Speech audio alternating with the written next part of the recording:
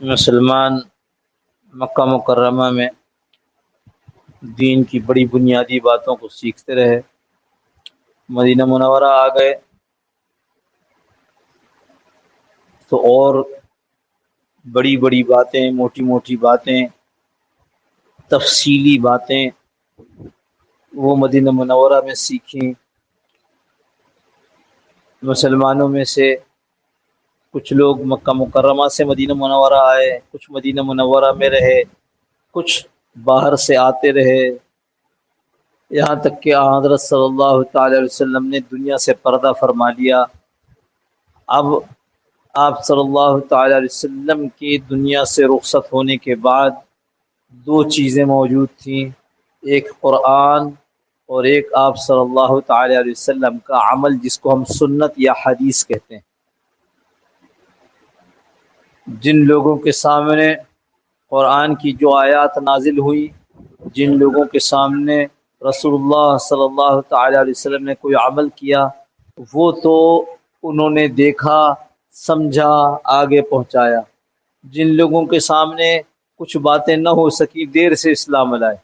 کچھ لوگوں کے سامنے ویسے حالات نہیں آئے تو پتہ نہیں چلا کہ ایسے حال میں رسول اللہ صلی اللہ علیہ وسلم نے کیا کیا، تو پھر وہ دوسرے صحابہ سے معلوم کرتے تھے۔ ایک صاحب نے جب مدینہ منورہ میں بڑی تیز ہوائیں چلی اور کالے بادل آ گئے تو حضرت عائشہ رضی اللہ عنہا سے پوچھا کہ جب ایسا ہوتا تو رسول صلی اللہ علیہ وسلم کیا کرتے؟ یعنی وہ ایسے وقت میں اسلام قبول کیا انہوں نے کہ مدینہ منورہ میں حاضری ہوئی کہ جس وقت میں وہ رسول اللہ صلی اللہ علیہ وسلم کا یہ عمل نہیں دیکھ سکے، یا تو رسول صلی اللہ علیہ وسلم دنیا سے رخصت ہو چکے تھے یا ان کے سامنے کسی وقت ایسا نہ ہوا۔ تو جب حضرت عائشہ نے سنا تو فرمایا اللہ کے رسول صلی اللہ تعالی علیہ وسلم نے، مفہوم عرض کر رہا ہوں، ان کا معاملہ تو یہ تھا کہ جب تیز ہوا چلتی، کالے بادل آ جاتے تو آپ صلی اللہ تعالی وسلم چہرے کا رنگ بگڑ جاتا، تبدیل ہو جاتا، جیسے نامساعد اور خراب حالات میں آدمی کے چہرے سے ظاہر ہوتا ہے کہ کچھ مسئلہ ہو گیا۔ اور یہ بھی لکھا ہے کہ مسجد کی طرف دوڑ جاتے اور کبھی مسجد سے باہر نکلتے اور پھر مسجد چلے جاتے، اس طرح۔ تو حضرت عائشہ رضی اللہ عنہ نے پوچھ لیا کہ اے اللہ کے رسول صلی اللہ تعالی علیہ وسلم، یہ فرمائیے کہ دنیا میں جو لوگ ہیں وہ جب ہوا ٹھنڈی چلنے لگے اور ایسے بادل آ جائیں تو خوش ہوتے ہیں کہ موسم بڑا اچھا ہو گیا۔ دیکھو صحرا کے رہنے والے یا پھر نخلستان کے رہنے والے، ہاں، وہ کہیں یہ تو مزہ آ گیا، بادل بھی چھا گئے اور ہوا بھی خوب چل پڑی، جیسے ہمارے ہاں ہوتا ہے، ہم کہتے ہیں بڑا مزہ آ رہا ہے۔ ہاں جی، حضرت صلی اللہ علیہ وسلم فرمایا کہ آپ جب پریشانی، جب اس طرح کا حال آتا ہے، ساری دنیا خوش ہوتی ہے، آپ پریشان ہو جاتے، آپ مسجد کے اندر چلے جاتے ہیں، آپ کے چہرے کا رنگ تغیر ہو جاتا ہے۔ آپ صلی اللہ علیہ وسلم نے ارشاد فرمایا عائشہ، مجھے کیا معلوم کہ جو تیز ہوا ہے اور یہ جو کالے بادل آئے ہیں یہ اللہ کا عذاب لے کر کے آئے یا رحمت لے کر آئے، مجھے کیا معلوم۔ جب بارش شروع ہو جاتی اور یہ اطمینان ہو جاتا کہ یہ ہوا تو ہمارے لیے رحمت بن کر آئی ہے، تب حضرت صلی اللہ علیہ وسلم کا چہرہ مسرت والا اور خوشی والا ہو جاتا۔ نبی اپنے سامنے، جس کہا گیا ہم آپ کی امت کو جب تک آپ ان کے درمیان ہیں عذاب نہیں دیں گے، اس کے باوجود یہ ڈرنا کہیں عذاب تو نہیں آ گیا۔ ہمارا دیکھ لو حال، عذاب آیا ہوا ہے، مہنگائی کا عذاب، ظلم کا عذاب، بے برکتی کا عذاب، لڑائی جھگڑے کا عذاب۔ وہ لڑائی جھگڑا باہر نہیں، وہ لڑائی جھگڑا باہر بھی، محلے میں بھی، گھر کے اندر بھی عذاب آیا ہوا ہے، اور ہم عذاب کو سوچ ہی نہیں رہے کہ عذاب ہے۔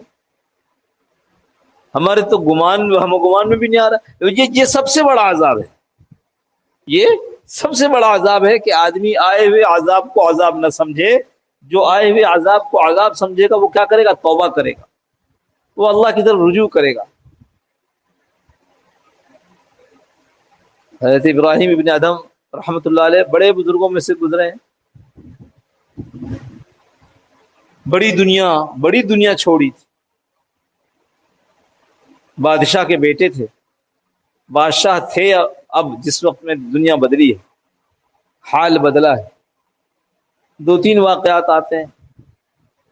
ایک واقعہ اس میں تو یہ آتا ہے کہ رات کا وقت تھا اور چھت پر سے کچھ آوازیں آنے لگی، تو یہ چھت پر چڑھ گئے دیکھنے کے لیے کہ کیا آوازیں، تو دیکھا کہ کچھ لوگ دوڑ بھاگ رہے ہیں۔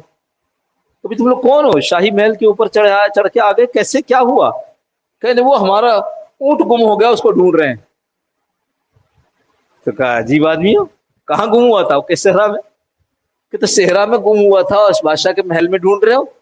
تو کہنے لگے اگر اونٹ جو ہے وہ بادشاہ کے محل میں نہیں ملے گا تو اللہ کیسے بادشاہ کے محل میں پڑے پڑے مل جائے گا؟ اس طرح کے چند واقعات ہوئے، بس طے کر لیا کیا اللہ کھینچ رہا ہے، اللہ جذب کر رہا ہے اپنی طرف۔ ہاں، اللہ یجتبی الیہ من یشاء ویہدی الیہ من ینیب، جو اللہ کی طرف آ جاوے، من ینیب انابت کر لے، توبہ کر لے، اللہ اس کو بھی ہدایت دیتے، اور یجتبی من یشاء، اور جس کو چاہتے ہیں خود سے کھینچ لیتے ہیں اپنی طرف۔ سبحان اللہ، اللہ ہمیں بھی اپنی طرف کھینچ لے، اللہ جذب کر لے ہمیں بھی، ہم سے تو نہیں ہو رہا۔ تو ایسے حالات واقعات لا کے اللہ اپنی طرف کھینچ لیتا ہے۔ تو بادشاہت چھوڑی، یہ نہیں کہ بادشاہ ہوتے ہوئے میں اللہ نہیں مل سکتا، اللہ ملتا ہے، لیکن بعض لوگوں کو اللہ اپنا بنا کر رکھنا چاہتے ہیں، مخلوق سے ہٹا دیتے ہیں۔ یہ ان لوگوں میں سے تھے کہ اللہ نے ان کو اپنے لیے پسند کر لیا اور بادشاہت دوسروں کے سپرد ہو گئی۔ فرماتے تھے، دیکھو، بلکہ ایک بات اور ان کی عرض کر دوں، ایسے ہی جیسے درویش سفر کرتے ہیں، اکیلے سفر کر رہے تھے، جانے مکہ مکرمہ کی طرف، یہ جانے مدینہ منورہ کی طرف، یہ جانے کسی بزرگ سے ملنے کے لیے سفر کر رہے تھے، تو اس سفر میں ایک اور آدمی ساتھ ہو گیا، تو اس نے کہا آپ کے پاس کوئی توشہ، کوئی سامان نہیں؟ کہنے کہ اللہ کرے گا۔ تیرے پاس؟ کہنے اللہ کرے گا۔ تو دونوں اللہ کے بھروسے پہ چلنے والے تھے۔ شام ہوئی تو ان کے پاس بھی غیب سے کھانا آیا، ان کے پاس بھی غیب سے کھانا آیا، اللہ کی طرف سے آیا، ان کے پاس آیا بڑا بہترین مرغن مرغ اور پتہ نہیں کیا کیا، اس کے پاس آیا روٹی چٹنی۔ تو اس نے کہا اللہ دونوں ساتھ، دونوں تیرے توکل بھروسے پر، اسے ملے مرغ، مجھے ملے چٹنی۔ تو بتایا گیا اس کو کہ تو نے چھوڑا ہے گھاس کاٹنا، اس نے چھوڑا ہے بادشاہت۔ جس کی جتنی بڑی قربانی ہو اتنا بڑا حال اس کے ساتھ ہم مہربانی کا کرتے ہیں، ٹھیک ہے؟ تو عبداللہ ابراہیم بڑے آدمی تھے، جب کبھی ایسے ہوا چلنے لگتی اور بارش کا سما، یا بارش کا سما نہیں کہنا چاہیے بلکہ کالے بادل آ جاویں تو پریشان ہو جاتے تھے اور کہتے تھے لوگوں کہیں یہ اللہ کا عذاب تو نہیں آ رہا ہے، اور کہیں ایسا نہ ہو کہ یہ میری وجہ سے آ رہا ہو، میں یہ جگہ چھوڑ دیتا ہوں۔ ایسے لوگ جن کی زندگیاں ایسی تھی، جب یہ حال ہوتا تو کیا کرتے؟ نبی صلی اللہ تعالی علیہ وسلم کی نقل فرماتے۔ نبی کی نقل صرف عمل میں نہیں ہے، نبی کی نقل صرف قول میں نہیں ہے، نبی کی عمل دل کی کیفیت میں بھی ہے، جس کو ہم اکثر چھوڑ دیتے ہیں۔ کہتے ہیں نبی صلی اللہ علیہ وسلم نے یوں کیا، یوں کرو، کہتے ہیں نبی صلی اللہ علیہ وسلم نے یوں کہا کرو، ہاں یہ دعا اس وقت پڑھو، یہ دعا اس وقت، لیکن نبی صلی اللہ علیہ وسلم کے دل کی کیفیت اس کو نظر انداز کر دیتے، بالکل اس کا کوئی خانہ نہیں رکھتے۔ اور خانقاہوں میں اور اللہ والوں کی مجلسوں میں بڑی بات دل کی کیفیت۔ جب دل میں خوشی ہوگی تو زبان پر خود آئے گا الحمدللہ۔ جب آدمی یہ سوچے گا کہ یہ آنکھ کی نعمت اللہ کی طرف سے ملی ہے، اس کا استحضار یہاں ہوگا، تو اس آنکھ کو اللہ کے حکم کے خلاف استعمال نہیں کرے گا۔ لہذا قول اور فعل، اس دونوں کی جو بڑی بنیاد ہے وہ تو دل کی کیفیت ہے، اور یہ ہم سے چھوٹی ہوئی۔ دل میں یہ بات سماتی ہی نہیں، دل میں تو وہ بات آتی ہے جو سارا دن صبح سے شام تک انٹرنیٹ پہ بھی دیکھا، موبائل میں بھی سنا، اخبار پہ بھی چاروں طرف لوگ بھی بولتے رہے یہ حالات تو امریکہ کی سازش ہے.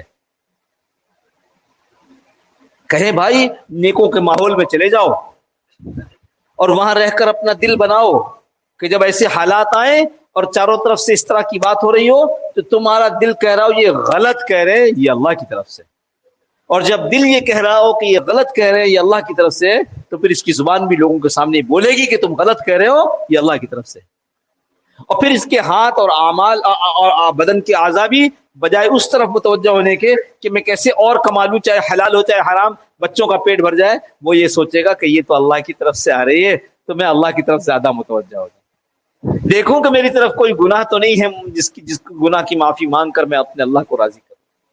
بنیاد دل کی کیفیت ہے,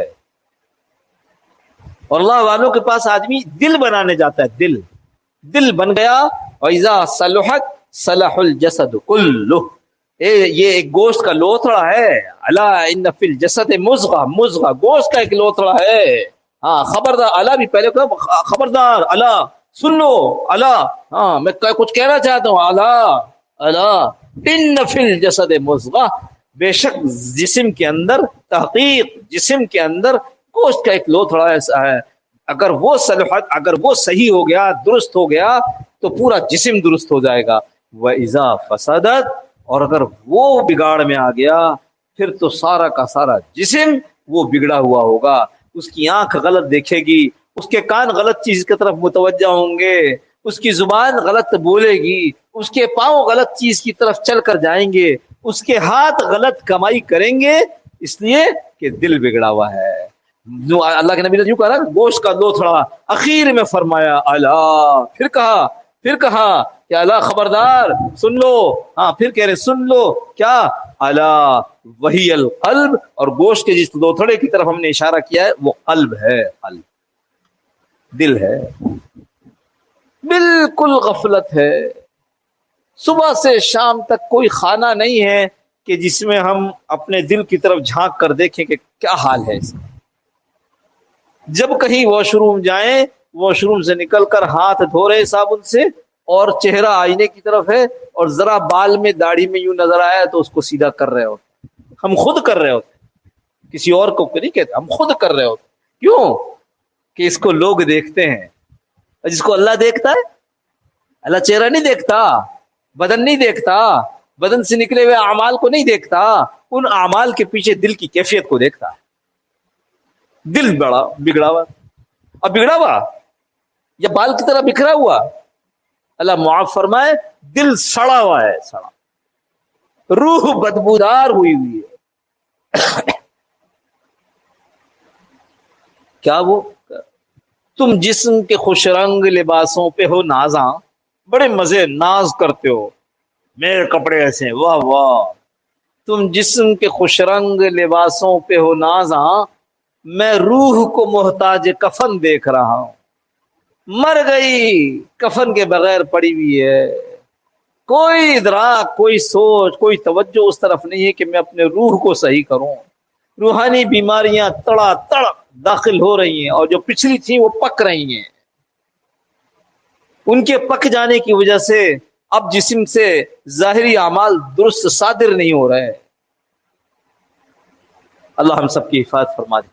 تو ہم خانقاہوں میں, مجلسوں میں, مشائخ کے پاس اس لیے جاتے ہیں. میں کہا کرتا ہوں کہ اہل علم علماء کے پاس, جو علماء حق ہیں, وہ علماء نہیں جو حق پر نہیں ہیں. ہمیں کچھ ان پر تنقید کرنے کی نہ اجازت ہے نہ ضرورت ہے, وہ جانے, ان کا کام جانے. علماء حق وہ جو کہ عالم بننے کے بعد بھی حق کو بیان کر رہے ہیں, حکومتوں کے ساتھ حکومتوں کی نظر دیکھ کر نہیں چلتے. ہاں وہ طاقتوروں کے ساتھ طاقتوروں کی شکل کی نظر دیکھ کر ان کے قبلے کو دیکھ کر نہیں چلتے. وہ یہ دیکھ کر چلتے ہیں کہ اللہ کا قرآن, اللہ کے نبی صلی اللہ علیہ وسلم کی حدیث کیا کہتی ہے. علماء حق کی مجلسوں میں بیٹھنا, اہل دعوت کے ساتھ جانا, تبلیغ والوں کے ساتھ. خبردار جو یہ دیکھا کہ تبلیغ والے کیسے ہیں, پریشان ہو جاؤ گے, بڑے نیک کام سے محروم ہو جاؤ گے. یہ دیکھو کہ تبلیغ کیا کہتی ہے. اس لیے کہ تبلیغ میں جانے والے میرے تیرے جیسے لوگ جن کے اندر عیب بھرے ہوئے, اگر کوئی میری طرف دیکھ کر تبلیغ میں آنا جائے گا تو کیوں آئے گا؟ جو میری طرف دیکھ کر کے مسلمان ہونا چاہے گا تو کیوں ہوگا؟ اس کو تو اسلام کی طرف دیکھنا پڑے گا, اسلام کیا کہتا ہے. مسلمان شراب پیتا ہے, ظلم کرتا ہے, زنا کرتا ہے تو اس کا اپنا فعل ہے. اس لیے تبلیغ کے ماحول میں جڑنا چاہیے، یہ دیکھے بغیر کہ تبلیغ والے کیسے ہیں، ورنہ شیطان کسی نہ کسی ایسے آدمی کو نظر ڈلوا دے گا جو غلط ہے، تاکہ آپ اس کو دیکھ کر تبلیغ سے باہر آ جائیں۔ علماء کا ماحول، علماء حق کا ماحول، تبلیغ کا ماحول اور اللہ والوں کا ماحول، یہ تینوں ماحول ضروری ہے۔ ہم کراچی والے خوش قسمت ہیں کہ جا بجا یہ ماحول موجود ہے۔ بعض علاقے ایسے ہیں ہمارے امریکہ اور یورپ کی بات الگ، کہ ہم جس علاقے میں پڑھنے کے لیے گئے تھے وہ وردنگ کا علاقہ، پورے علاقے کے اندر، حالانکہ برائٹن بہت مشہور شہر ہے مگر مشہور اس وجہ سے ہے نعوذ باللہ من ذالک کہ وہاں ننگوں کا ساحل ہے، اس سے پڑوس کی ایک مضافاتی بستی ہے یہ وردنگ، اس میں کوئی مسجد نہیں، اذان سننے کو ترس جاوے آدمی، اذان سننے کو ترس جاوے۔ تو یورپ امریکہ تو دور، پاکستان کے اندر ایسے علاقے ہیں جہاں لوگ اذان سننے کو ترستے ہیں کہ دور بہت ہیں مسجدیں، یا ایسے علاقے میں ہے جہاں مسجدوں کی طرف توجہ نہیں اور مسجد ویران، اور مسجد کے اندر کتوں نے بچے دے رکھے ہیں، اہل علاقہ کو اس کی طرف توجہ دینے کی کوئی ضرورت ہی محسوس نہیں ہوتی، جماعتیں جاتی ہیں مسجدوں کو صاف کرتی ہیں، کتے باہر نکالتی ہیں جالے سب۔ خیر، عرض کر رہا تھا کہ بھائی ہم اس شہر میں ہیں جہاں تینوں ماحول بڑے آسانی سے دستیاب ہیں، صرف ایک رکاوٹ ہے اور وہ ہے ہماری ہمت۔ یا تو وقت نہیں ہے، کمائی میں وقت لگا دیا لہٰذا ان ماحولوں میں جوڑ نہیں پاتے، یا وقت ہے تو کہتے ہیں کمائی میں تھک گئے ہیں اب جائیں کیسے، یا وقت بھی ہے تو کہتے ہیں مشکل لگتا ہے اتنی دور چل کے جانا، اور یا وہ نہیں ہے تو پھر آدمی اپنے فضول کاموں میں مشغول ہو کر کے اور ان اوقات کو برباد کر دیتا ہے۔ کوشش کیجئے وقت ضائع نہ ہو، اس شہر کے اندر رہتے ہوئے اللہ نے جو نعمتیں دے رکھی ہیں ہم کو ان ماحولوں کی، اس سے فائدہ اٹھائیں۔ اللہم صلی علی سیدنا مولانا محمد النبی وعلی آلہ وسلم تسلیما کثیرا کثیرا اللہم ربنا ذو قلوبنا بعد إذ هديتنا